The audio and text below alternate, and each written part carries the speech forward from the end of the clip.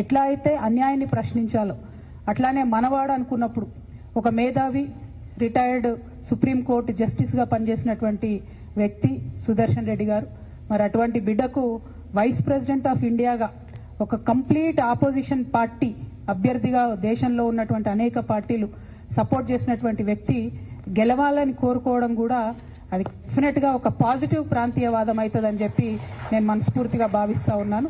ఇది పార్టీలకు అతీతంగా తెలంగాణ బిడ్డ కాబట్టి ఆయనకు ఒక అవకాశం వచ్చింది కాబట్టి. అంటే నేను ఒక వ్యక్తిని ఎప్పుడు జీవితంలో మర్చిపోలేను. శేషన్ గారని ఉండే, టిఎన్ శేషన్ గారని. ఆయన వచ్చేంత వరకు కూడా ఎవరికి అసలు భారతదేశంలో ఎలక్షన్ కమిషన్ అని ఒకటి ఉందని మా సామాన్య ప్రజలకు తెలియదు. కానీ ఆయన వచ్చిన తర్వాత ఆ పోస్టుకు వన్నే వచ్చింది.